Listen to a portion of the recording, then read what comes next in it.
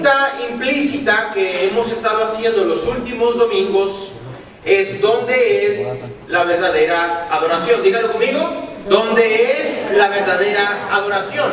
Y es una pregunta tan importante y tan necesaria que cualquier adorador honesto se hace y se debe de hacer de cuando en cuando. Al menos deberíamos de estarnos haciendo esta pregunta a modo de reflexión, en forma de meditación, para el bien de nuestra edificación espiritual. Preguntarnos: ¿dónde es la adoración verdadera?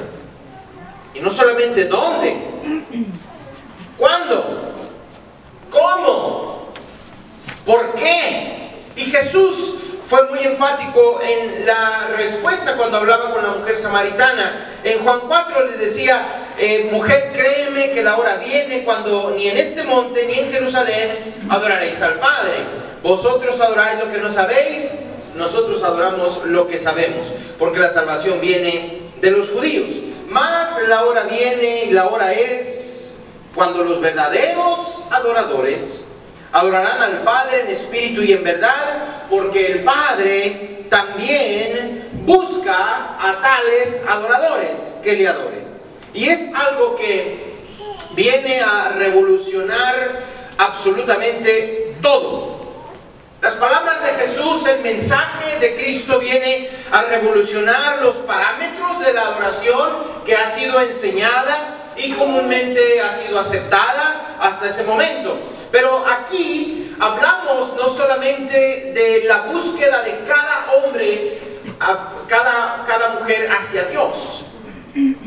No estamos hablando simplemente de cada hombre y cada mujer buscando ser adoradores y ser verdaderos adoradores, sino que estamos hablando aquí de que Dios escoge a sus adoradores. Él busca a sus adoradores, pero la calidad de adoradores tiene que ser verdaderos, y por eso estamos aquí, porque Dios quiere que tú y yo seamos verdaderos adoradores. Pero la pregunta obligada es: ¿quién o quiénes son verdaderos adoradores? Y la respuesta obligada es, bueno, lo que Jesús mismo les dijo: aquellos que adorarán al Padre en espíritu y en verdad. Ponga mucha atención a esta frase: aquellos que adorarán al Padre en espíritu y en verdad. Y esto de servir a nuestro Dios, hermanos, es siempre un tema muy fascinante. Esto de servir a Dios es un tema muy fascinante, porque prosigue con la línea de adoración, prosigue con la línea del servicio a Dios, pero al mismo tiempo en ese momento, en el tiempo cuando tú y yo estamos en la adoración, y cuando Jesús presenta y propone una nueva forma de adoración, bueno, Jesús está por romper todos los esquemas acostumbrados y tradicionales. Él está a punto de romper con los esquemas comúnmente aceptados y practicados por miles de años, tanto de la tradición samaritana como la misma práctica judía. Decíamos que Jesús estaba presentando una nueva forma de adoración. Él está presentando una nueva idea. Muchas veces cuando se nos presenta una nueva idea, batallamos porque así somos los seres humanos, ¿verdad? Y a veces cuando somos muy cabezones, pues también batallamos, pero bueno, es otro tema. Sin embargo, Jesús, con su nueva idea, viene a revolucionar todo aspecto espiritual en la vida de sus seguidores, porque Él viene a quebrar con la adoración física y la práctica para dar paso a una nueva forma de adoración.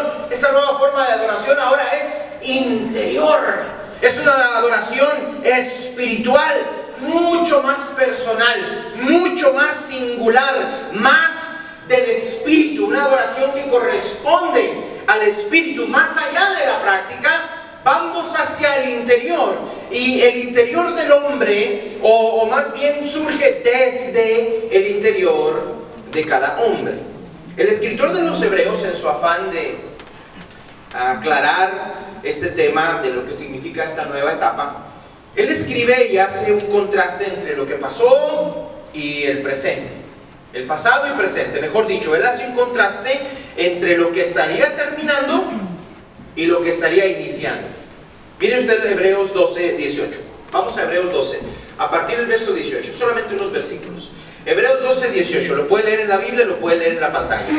Porque no os habéis acercado al monte que se podía palpar y que ardía en fuego, a la oscuridad, a las tinieblas, a la tempestad, verso 19, al sonido de la trompeta, a la voz que hablaba, la cual los que la oyeron rogaron que no se les hablase más, porque no podían soportar lo que se ordenaba. Si una bestia tocare el monte, será apedreada o pasada con dardo. Y el verso 21 dice: y tan terrible era lo que se veía, que Moisés dijo: estoy espantado y temblando, sino que os habéis acercado al monte de Sión, a la ciudad del Dios vivo, a Jerusalén la celestial, a la compañía de muchos millares de ángeles, a la congregación de los primogénitos que están inscritos en los cielos, a Dios el juez de todos, a los espíritus de los justos hechos perfectos, a Jesús, dice ahí. ¿Os habéis acercado a quién? A Jesús. Os habéis acercado a Jesús, el mediador de un nuevo pacto. ¿Se fija cómo Él viene a darnos cosas nuevas? Me sonó una manera así como que no viene a darnos cosas nuevas. Jesús es el mediador de un nuevo pacto. ¿Se dan cuenta cómo Él viene a darnos algo nuevo? Exactamente. Y la sangre rociada, dice el verso 24, que habla mejor que la de Abel. Entonces, es muy interesante este pasaje porque aquí se menciona lo terrible y lo espantoso que era un encuentro entre Dios y los hombres. Con aquel monte físico, aquel monte material, aquellos relámpagos, aquellos truenos que la gente deseaba no escuchar. Y era tan pesada la carga que los hombres no querían oír. Yo espero que ese no sea su caso. Yo espero que tú, hermano, hermana, amigo que nos visitas, tengas tu mente y tu corazón abiertos al mensaje y a la palabra de Dios. ¿Cuántos dicen amén a eso? Bueno, era tan pesada la carga que los hombres no querían oír. Era tan terrible el encuentro que aún dice: las bestias que pisaran más allá de lo permitido debían morir. Era tan espantosa la visión. El mismo Moisés decía: estoy espantado y estoy temblando, decía Moisés. Moisés, el gran líder, el gran guía del pueblo israelita hacia la tierra prometida, ese hombre que lleva al pueblo de la esclavitud a la libertad, ese mismo hombre de Dios dijo: estoy espantado y estoy temblando. Fue algo para los hombres tan terrible porque escapaba a toda experiencia humana. Dios es tan grande, tan sublime y tan santo que aún el mismo punto físico de contacto, que en ese momento era el monte de Sión, bueno, pues sufrió una tremenda transformación. Y yo creo que eso sucedió porque no podía aguantar la presencia de Dios. Pero en contraste, Jesús viene a mostrarnos el verdadero sendero. Por algo Él dijo: yo soy el camino, yo soy el medio, yo soy la manera de llegar. O sea, Él viene a mostrarnos un nuevo sendero, pero no al monte de Sión o al templo de Jerusalén, no, sino el verdadero sendero que nos muestra Jesús. Nos lleva y nos dirige hacia el monte espiritual para la verdadera adoración, que viene a ser un nuevo punto de contacto entre Dios y los hombres. Y eso es lo que andamos buscando, hermanos y amigos. Un punto de contacto entre Dios y los hombres que no solamente es nuevo, sino que nos va renovando cada día a toda su iglesia. ¿Cuántos dan gloria a Dios por eso? Dice: os habéis acercado al monte de Sión, a la ciudad del Dios vivo, Jerusalén la celestial, a la compañía de muchos millares de ángeles, a la congregación de los primogénitos que están inscritos en los cielos. Gloria a Dios, al juez de todos, a los espíritus de los justos hechos perfectos. Y me encanta lo que dice el verso 24: os habéis acercado a Jesús. Como la mujer samaritana se acercó a Jesús, como tú y yo, hermano, en un momento nos hemos acercado a Jesús, el mediador de un nuevo pacto, y a la sangre rociada que habla mucho mejor que la de Abel. Y esto tiene un tremendo significado para nosotros, los que profesamos cristianismo y los que ya a este momento debemos de ser verdaderos adoradores. Dios en Cristo nos ha dado todo nuevo, y en eso nuevo viene también la identidad, porque tenemos identidad en Cristo. ¿Están de acuerdo conmigo, iglesia? O sea, no somos cualquier persona, somos hijos de Dios adoptados a través de Cristo, y eso nos hace verdaderos adoradores. Amén. Fíjate cómo Dios identifica a los verdaderos adoradores y cómo en este día tú y yo debemos identificarnos como verdaderos adoradores. Amén. No, pero no es por vanagloria, hermanos, es por convicción. ¿Están de acuerdo, iglesia? Amén. Bueno, dice, os habéis acercado al monte de Sión, y luego habla también de que el punto espiritual que viene aquí a converger las dos líneas, lo eterno, lo espiritual, es donde Dios se hace manifiesto y viene a nosotros para darnos sus leyes. Dios viene a darnos sus leyes, lo que quiere para nosotros. Dios viene a darnos su voluntad, lo que Él quiere para nosotros. Y viene para expresarnos su voluntad, pero más que simplemente expresada en palabras. Él quiere escribir sus leyes en nuestros corazones. Mira qué hermoso es esto. Por eso el escritor de los Hebreos, anteriormente a esta lectura, en el capítulo 10 hablaba de esto. En verso 15 decía: este es el pacto que haré con ellos, este es el pacto que haré con ellos. Dice, y este es testimonio del Espíritu Santo, dice: pondré mis leyes en sus corazones y en sus mentes las escribiré. Esa es la forma en la que Dios quiere trabajar su voluntad con cada uno de nosotros. Y ya no es Moisés bajando con las tablas pesadas de la ley escritas en piedra, no. Ahora somos nosotros. Ahora somos tú y yo. Ahora somos tú y yo, hermano. Cada uno de nosotros. Y Dios. ¿Y qué hace Dios? Escribiendo en nuestras mentes y en nuestros corazones su voluntad. Entonces, esos relámpagos y esos truenos, pues dentro de nuestras vidas, pues cuando rompemos con el pecado, hermanos, y dejamos de confiar en sistemas humanos y en la misma sociedad, nos viene a hacernos ya extraña. Por eso la iglesia debemos de estarnos despegando más de las cosas físicas, materiales y económicas, y entregarnos más al Señor, porque Él provee cada día para sus hijos, ¿verdad, iglesia? Ya no te afanes, hermano, hermana, por las cosas materiales, por lo que se puede tocar y por lo que se puede ver, porque Dios vive, Dios existe, su poder es real, y Él promete siempre proveer, y hasta ahorita ha provisto, hermano, ¿verdad? Está. Entonces, todos esos relámpagos son dentro de nuestra vida cuando nosotros rompemos con el pecado. De ahí, una vida santa, una vida consagrada, que pues, ¿para qué les digo? Si 22 clases de ese lado ya las últimas semanas, ¿verdad? Desde que creo que ya rompimos un récord Guinness ahí para hablar de la santidad y la consagración.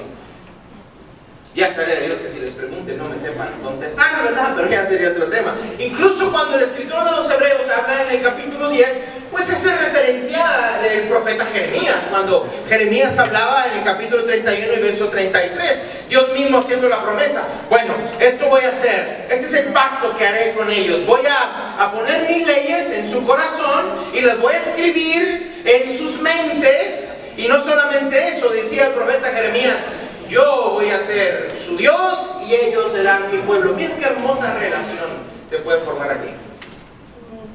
Somos más que iglesia, somos más que una simple congregación, somos más que un simple grupo de personas tratando de leer la Biblia y de ser mejores. Somos el pueblo de Dios, hermanos, amigos, somos el pueblo de Dios espiritual. Y dice Dios en promesa: yo seré su Dios y ellos serán mi pueblo. Por eso es importante que nos acerquemos a Dios. Amén. Por eso es importante, porque Dios se acerca a nosotros. ahora hay que acercarnos a Dios. Y dice, no solamente a eso, nos hemos acercado al Dios vivo, nos hemos acercado al Dios, al creador de todas las cosas, a Jerusalén la celestial, donde Dios se hace accesible a los hombres.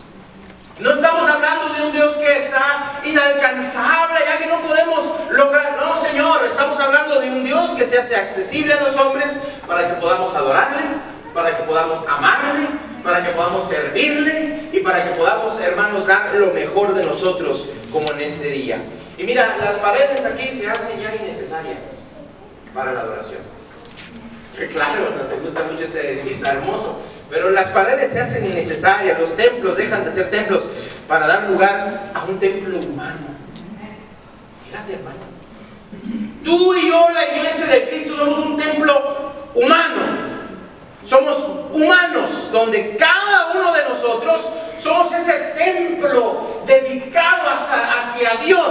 Por eso hay que vivir una vida digna delante del Señor. ¿Están de acuerdo conmigo, iglesia? Amén. Nos hemos acercado a la compañía de muchos millares de ángeles, donde los ángeles se hacen presentes y son parte de la vida diaria. Nos hemos acercado a la congregación de los primogénitos que están inscritos en los cielos, a esa congregación donde la sangre y la carne ya desaparece para dejar de que pueda brillar esas almas perdonadas, limpias y con ropa de lino fino blanco, donde cada nombre es inscrito en el libro de la vida, donde cada nombre es conocido por Dios. Yo me pregunto en este día, ¿tu nombre está inscrito en el libro de la vida? Tu nombre ha sido inscrito en el libro de la vida, porque dice aquí, nos hemos acercado a la congregación de los primogénitos que están inscritos. ¿Estás inscrito, hermano, hermana? Dígame amén, está inscrito, hermano, hermana. Al menos dígame amén, está intentando inscribirse, hermano, hermana. No le va a costar nada, el precio ya ha sido pagado por el Señor Jesucristo. Dice, nos hemos acercado al Dios, al juez de todo. Y es ahí donde nuestras vidas quedan expuestas delante de Él. Amén. No importa cuánto queramos escondernos, Él nos conoce y nos ve por nombre y apellido. Nos hemos acercado a los espíritus de los justos hechos perfectos. Nos hemos acercado, es un lugar donde dejamos de ver con ojos físicos para comenzar de ver con ojos espirituales. Entonces, mira lo que me pasa, cuando yo volteo a ver a la gloriosa iglesia de Cristo, en este caso manifestada en esta maravillosa familia de Salud, volteo y espiritualmente los veo perfectos. Digan lo que digan, o sea, no, ya es de malo que los demás le digan a usted, hermanito, pero cuando yo veo a usted, espiritualmente lo veo perfecto, mi hermano. Los veo perfectos, hermano. No hay imperfección, no hay manchas, no hay sombras. Cristo ha hecho su labor en la vida de cada uno. Al menos está haciéndolo, ¿verdad? Al menos está trabajando todavía. A ver, hágale así. El Señor está trabajando en nuestra vida. Y luego veo a los espíritus de mis hermanos y hermanas perfectos. Espíritus perfectos. Una cosa maravillosa. Sin arrugas, sin mancha. Y los veo, hermanos, llenos de luz. Amén. Llenos de luz, hermano. Nos hemos acercado a Jesús, el mediador de un nuevo pacto. Y aquí es, hermanos y amigos, aquí precisamente, en este momento, en esta lectura, aquí es donde se hace la gran diferencia. La gran diferencia en mi vida se llama Jesús. La gran diferencia en nuestra vida se llama Jesucristo, el Mesías, el Cristo, el Hijo amado del Padre que dejó su gloria y se humilló, dice Filipenses capítulo 2, verso 5 en adelante, hasta hacerse hombre, siervo, humilde, para poder venir hasta nosotros y compadecerse de nuestras vidas en ruinas. Porque así estaban nuestras vidas, ¿verdad? Antes de Cristo, en tinieblas, en ruinas, en perdición, en condenación. Y Él ha venido para darnos de en medio de las tinieblas la oportunidad de estar en la luz. Amén. Esa luz espiritual. De tal manera que estamos convencidos que el Señor dijo, yo soy la luz del mundo y y vosotros sois la luz del mundo. Otra vez la identificación espiritual entre Él y nosotros. Y cuando leemos, por ejemplo, Hebreos 4, que dice: no tenemos un sumo sacerdote que no pueda compadecerse, sino uno que fue tentado igual que nosotros, pero sin pecado. O sea que Dios nos comprende. Por eso Juan, cuando escribe en el capítulo 1 y verso 14, dice: y aquel verbo se hizo carne y habitó entre nosotros, y vimos su gloria como del unigénito del Padre, lleno de gracia y de verdad. Y aquí está la gran diferencia. Por eso digo que es la gran diferencia. Él es mediador entre nosotros y Dios. Amén. Él es el que viene, hermanos, a nuestras vidas para llevarnos de regreso a la eternidad y para que vivamos por siempre con Él. Por eso el escritor de los Hebreos habla con toda convicción en el capítulo 8, verso 6, y dice que Él es mediador de un nuevo pacto, porque todo es nuevo. Él es la diferencia. Nuevo pacto, diga conmigo, nuevo pacto, nueva forma de relacionarse con Dios, con los hombres y los hombres con Dios. Por eso, mis hermanos, siempre los predicadores insistimos una y otra vez: esto no tiene que ver conmigo, con nosotros, esto se trata de usted y Dios. La relación es personal entre usted y Dios. ¿Están de acuerdo conmigo, iglesia? Pues aunque no esté de acuerdo conmigo, así es, mi hermano. Donde las prácticas físicas de la adoración se terminan y se hacen espirituales y quebramos la práctica física. Mira lo que hizo Cristo: quiebra la práctica física de todas las cosas: la sangre, el incienso, las ofrendas, los diezmos, los sacerdotes levitas, los sumos sacerdotes de Aarón, las fiestas, el sábado, los rituales, la música, el altar, las oblaciones, las lunas nuevas, las hogazas mecidas, el postrarse, el gritar, el danzar y todas esas cosas que el templo de la ciudad. Todo cambia a la luz de Jesucristo. Cambia de la práctica física a una práctica interior, donde adoramos en espíritu y en verdad. Nos hemos acercado a la sangre rociada, que habla mejor que la de Abel. Esa sangre de Cristo que es mucho más efectiva que aquella que Abel derramó por primera vez delante de Dios, del Dios único y verdadero. Y es que no hay otra cosa que pueda limpiarnos, no hay otra cosa que pueda justificarnos delante de Dios más que la sangre de Cristo.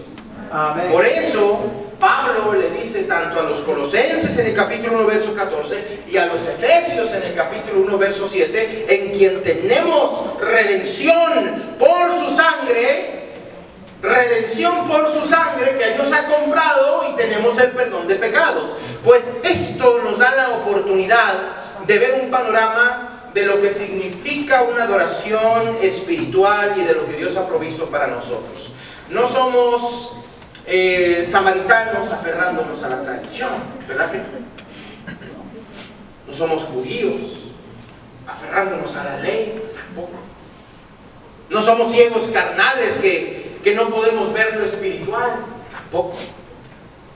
No somos los malagradecidos, no somos una iglesia agradecida, ¿verdad, hermanos? Amén. No somos inconscientes que pisoteamos la sangre de Cristo, pisoteamos lo dado por Dios. No, al contrario, hermanos, al contrario, somos verdaderos adoradores del Dios único y verdadero. ¿Están de acuerdo? Amén. Somos verdaderos adoradores. Y si somos verdaderos adoradores, bueno, por eso es importante que hablemos de adoración. Entonces hablemos de adoración, porque déjame decirte, hermano, hermana, cuando tú estás listo, cuando tú sientes esa satisfacción espiritual, cuando tú estás lleno de Dios, siempre quieres acercarte a adorar, siempre buscas a adorar, porque la satisfacción espiritual en Cristo Jesús te conduce a la verdadera adoración, te motiva a la verdadera adoración y te empuja a ser un verdadero adorador. Porque un cristiano insatisfecho, déjame decirte que un cristiano que no está lleno de Dios, un cristiano que no tiene estas cosas, no tiene lugar para una verdadera adoración, porque solamente vienes o porque alguien te trajo. Porque solamente vienes y estás criticando, o estás atacando, o te estás quejando, te criticas y atacas a la iglesia, a los líderes, a Dios, al gobierno, a tu pasado, a todos los que te han hecho daño a través de los años, etcétera, etcétera, etcétera, etcétera. Pero si quieren le quito un etcétera. Sin embargo, cuando estás satisfecho en Cristo Jesús, cuando tú sabes quién es Jesús, y cuando tú sabes quién eres tú en Cristo Jesús, y cuando tú sabes lo que has logrado en Cristo Jesús, tú no necesitas la validación de alguien más, no necesitas la confirmación de alguien más, porque cuando tú estás satisfecho, hermano, hermana, por causa de Jesucristo, no hay lugar para sentirse vacío, no hay lugar para la insatisfacción, no hay lugar tampoco para la inseguridad, no hay lugar para nada de eso, porque el Señor viene y nos llena. Solamente hay lugar para los verdaderos adoradores que vienen llenos y vienen a llenarse del Señor. Solamente hay lugar para todos aquellos que vienen a darle honra, gloria al Señor que merece todo. Y también hay lugar para entregarnos a Él como debe ser. Dígame amén, porque el que está satisfecho adora en verdad. El que está satisfecho adora en espíritu y en verdad. El que adora en espíritu y en verdad es porque está pleno en Cristo. Su vida es plena y es una persona que se dedica a Dios. Sabe quién es Jesús, sabe quién es su Dios. Entonces, sabe lo importante que es estar en Cristo. Por eso, hermanos, a través de la historia, el Señor nos da la oportunidad de que su pueblo mejore en materia de adoración. En Cristo vemos a través de la Escritura, nos menciona la importancia que tiene en mejorar, y esto nos lleva a crear una conciencia en cada uno de nosotros, una conciencia interna, una conciencia que pueda comprender nuestra naturaleza espiritual, porque somos verdaderos adoradores y también hemos sido encontrados por el Señor. Por eso yo te exhorto, hermano, hermana, cada primer día de la semana es importante valorar ese día. Yo sé que a veces hay cosas que hacer, hay responsabilidades que tenemos, pero la número uno es Dios. Cuando me levanto el primer día de la semana, lo primero es Dios. Pongo en mi lista, primero es Dios. Pongo en mi lista lavar ropa, cocinar, echar mecánica, recibir gente, que voy a la tienda, que voy al mall, llevo a los niños al parque. Primero es Dios. Díganlo conmigo, primero es Dios. Díganle enseguida, primero es Dios. Hay que poner prioridades, y la prioridad que el Señor pone en nuestra mente y en nuestro corazón es, primero es Dios, y luego yo, y luego el prójimo, y luego yo, al último. O sea, yo soy número 3. Y esto, hermanos, que hace el Señor con nosotros es ayudarnos a encontrar ese punto de unión, ese punto de reunión, donde los hombres nos elevamos para adorar a Dios y Dios baja para ser adorado. No es el Sion físico, no es el monte de Sion, no es el monte de Gerizim, es Dios dentro de nosotros. Por eso llénate de Dios, llénate del Señor, hermano. Hay tantas cosas que le puedo decir, hermano. Sin embargo, es importante que podamos reconocer la obra que hace el Señor. Nos permite crear una conciencia de lo que es la iglesia de Cristo.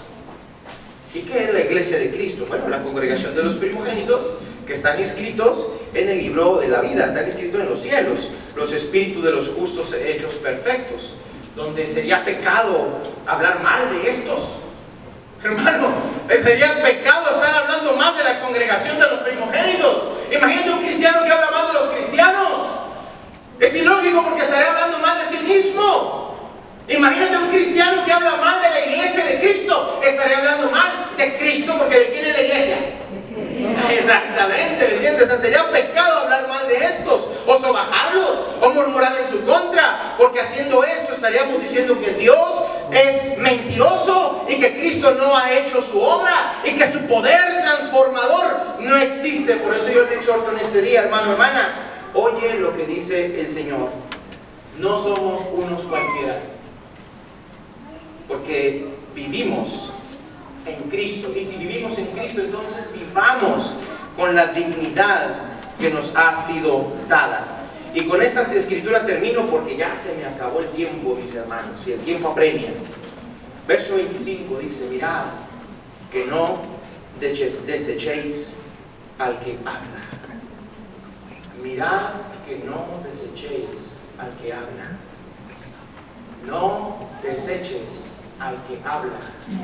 Porque si no escaparon aquellos que desecharon al que los amonestaba en la tierra, mucho menos nosotros si desecharemos al que nos amonesta desde los cielos. Esa voz de la cual conmovió entonces la tierra, pero ahora ha prometido diciendo aún una vez, y conmoveré no solamente la tierra, voy a conmover el cielo. Y esta frase aún una vez indica la remoción de las cosas movibles como cosas hechas para que queden las inconmovibles. Y así debe de quedar nuestra vida cristiana en Cristo Jesús, inconmovible, que no haya nada ni nadie que nos impida una adoración. Llénate del Señor, hermano, hermana.